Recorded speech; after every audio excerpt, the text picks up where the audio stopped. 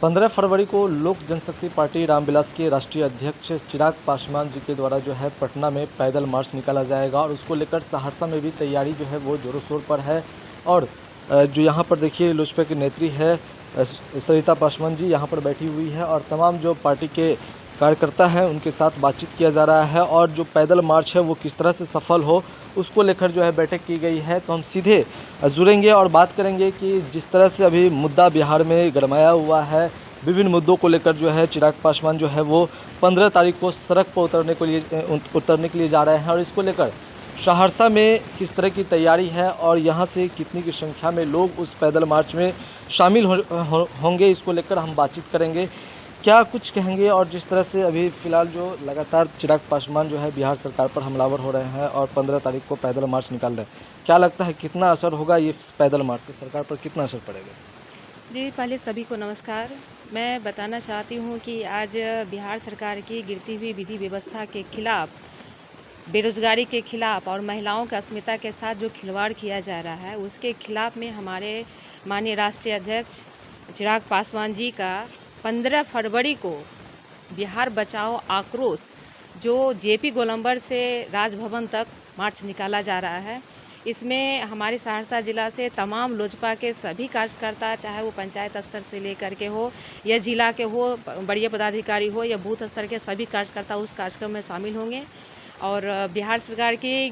गिरती हुई विधि व्यवस्था को लेकर के हम लोग जनता के बीच में जा रहे हैं और इस आक्रोश के माध्यम से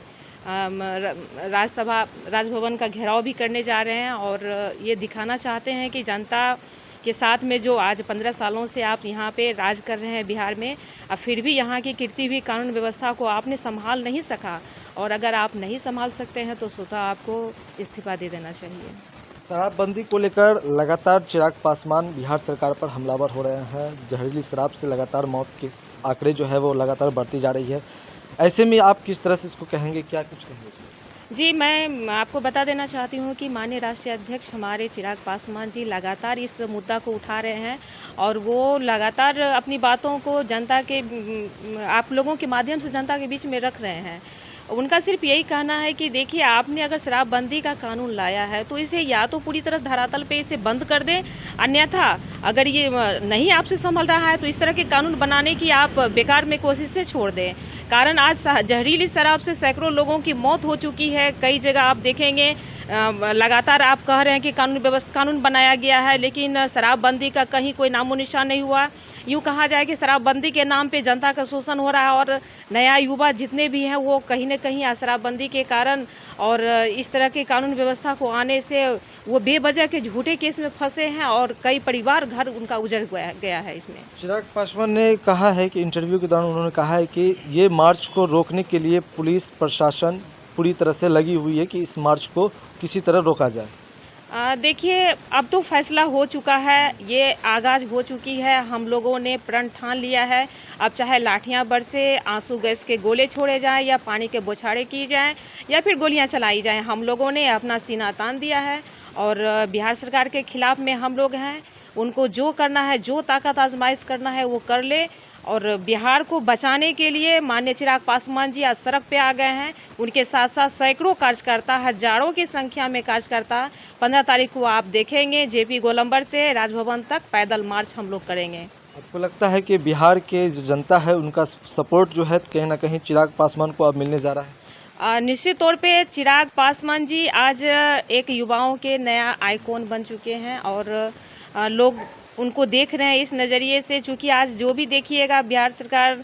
जिस भी मुद्दे को लाती है, जो विफल होता है तो सबसे पहला आवाज़ हमारे राष्ट्रीय अध्यक्ष माननीय चिराग पासवान जी उठाते हैं और कहीं न कहीं जनता में ये चीज़ जा रहा है, नया मैसेज। एक युवा है और युवा को मौका मिलना चाहिए और अगर नई पीढ़ी को आप आगे नहीं बढ़ने देंगे तो विकास आपका अवरुद्ध हो जाएगा। और 15 सालों की सरकार को सभी लोग देख चुके हैं, उनके कार्यकाल को देख चुके हैं और अगर विकास करना है, नए सिरे से लाना है, नई टेक्नोलॉजी को लाना है, अच्छी व्यवस्था बिहार में लाना है, नया उद्योग लाना है तो चिराग पासवान जी को लाना ही पड़ेगा। क्या क्या उम्मीद लगाया जाए कि सहरसा से कितनी की संख्या में लोग इस मार्च में शामिल होने के लिए? देखिए, आज की बैठक हमने आहूत की है और हमारे जितने भी यहाँ पे देख रहे हैं, एक एक व्यक्ति कम से कम 100 आदमी लाने की क्षमता वो रखते हैं। इस हिसाब से हम लोगों ने हजारों के संख्या में सहरसा जिला से चलने का प्रण लिया है। और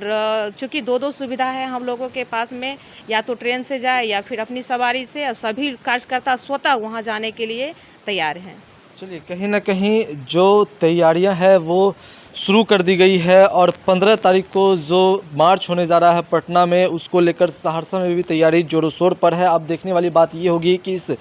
मार्च का असर सरकार पर कितना पड़ता है, और जिस तरह से लगातार चिराग पासवान जो है बिहार के विभिन्न मुद्दों को उजागर कर रहे हैं, बिहार की समस्या को उजागर कर रहे हैं, चाहे वो शराबबंदी हो, चाहे वो